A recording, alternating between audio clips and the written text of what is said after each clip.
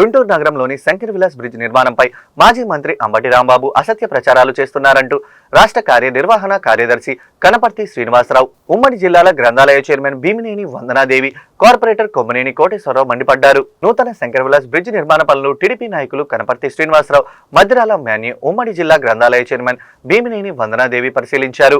అనంతరం వారు మీడియాతో మాట్లాడుతూ నగర ప్రజలు పడుతున్న ఇబ్బందులను గుర్తించిన కేంద్ర సహాయక మంత్రి పెమ్మసాని చంద్రశేఖర్ 100 కోట్లతో బ్రిడ్జ్ నిర్మాణం చేపట్టారని తెలిపారు.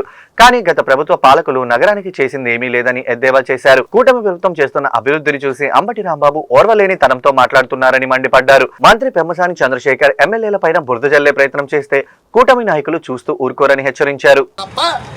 ఎవ్వడికి ఇబ్బంది లేదు. మీ 5 సంవత్సరాల పరిపాలనలో ఈ నగరం ఏమైపోయిందో కూడా అందరికీ తెలుసు. ఇవాళ కూటమి ప్రభుత్వంలో మా 3 శాసనసభ్యులు, కేంద్ర మంత్రి శరవేగంగా పరిగెత్తా ఉంది. అసలు అంబటి రాంబాబు ప్రెస్ మీట్ పెడితేనే నవ్వుకుంటా ఉన్నారు ప్రజలు. అత్యంత అవినీతి సామ్రాట్ సత్తెనపల్లిలో ఇప్పుడు ఒకటే, నువ్వేదో అమెరికా పోవాలి, అక్కడి నుంచి వచ్చావు ఇక్కడి నుంచి వచ్చావు అని మాట్లాడుతూ ఉన్నావు. నువ్వు రేపల్లిలో తంతే నువ్వు ఎక్కడొచ్చి పడ్డావు? సత్తెనపల్లిలో పడ్డావు. సత్తెనపల్లి ప్రజలు తంతే ఎక్కడ పడ్డావు? మళ్ళా గుంటూరులో వచ్చి పడ్డావు. నీకు ఒకసారి నువ్వు రేపల్లిలో గెలిస్తే 2 సార్లు డిపాజిట్లు రాలా. అసలు మా తెలుగుదేశం ఎమ్మెల్యేకి 30,000 మెజారిటీ వస్తే నీకు వచ్చిన ఓట్లు 25,000.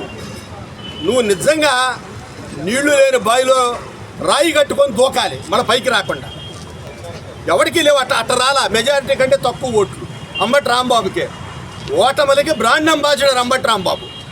కాబట్టి అయ్యా అంబటి, నీకెయ్యో అలవాటైన పనులు ఉన్నాయి, నువ్వు ఆ పనులు చేసుకో 5 సంవత్సరాలు తప్ప నగర అభివృద్ధి మీద కానీ మా నాయకుల మీద కానీ అవాకులు చవాకులు పేలితే మేము చూస్తా ఊరుకోం. నువ్వేదో చెప్తా ఉన్నావు, ఏదో అఖిలపక్ష సమావేశం ఏర్పాటు చేయమని. మా నాయకుడు పెమ్మసాని చంద్రశేఖర్ భయపడి పారిపోయే వ్యక్తి కాదు మీలాగా. అనేక సార్లు అందరితో చర్చించిన తర్వాతే జరిగింది.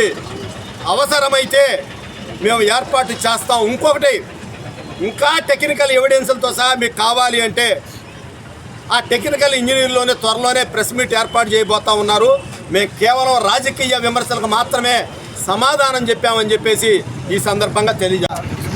అంబటి రాంబాబు గారు కానీ ఆ వైసీపీ నాయకులందరూ కూడా ఈ శంకలా సెంటర్లో బ్రిడ్జి గురించి మాట్లాడటం జరిగింది. అసలు వైసీపీ వాళ్ళకి అభివృద్ధి అంటే ఏంటో తెలియదు.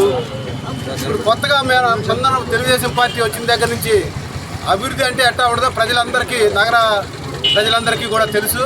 ఎక్కడ పెట్టా కానీ వర్కులు విపరీతంగా చేస్తున్నారు. వీళ్ళకి కడుపులో మంట. బ్రిడ్జీలు చేయటం కానీ, లేకపోతే కేంద్ర మినిస్టర్ గారు ఇన్ని అభివృద్ధి పనులు చేసుకొస్తున్నాడు, ఇన్ని బ్రిడ్జీలు శాంక్షన్ చేయించాడంటే వాళ్ళకి కడుపులో మంట. అందుకోసమని ఏదో ఒకటి మినిస్టర్ గారి మీద బుర్ర చేస్తే సరిపోతుంది.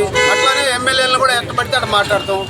ఏ ఎమ్మెల్యే, మా 3 ఎమ్మెల్యేలు ఉన్నారు గుంటూరు పట్టణానికి. ఈ 3 కూడా ప్రతిరోజు నిత్యం ప్రజల్లో తిరిగి వాళ్ళ సమస్యలను తెలుసుకోబట్టే ఇప్పుడు అభివృద్ధి పనులు అనేది చకచకా జరుగుతూ ఉన్నాయి, స్పీడ్గా జరుగుతున్నాయి. మీరు ఏ బజారన్నా చూసుకోండి, ఎక్కడైనా సరే పత్తిపాటి నియోజకవర్గం కానీ, గుంటూరు పశ్చిమ నియోజకవర్గం కానీ, తూర్పు నియోజకవర్గం కానీ విపరీతమైన వర్కులు జరుగుతూ ఉన్నాయి.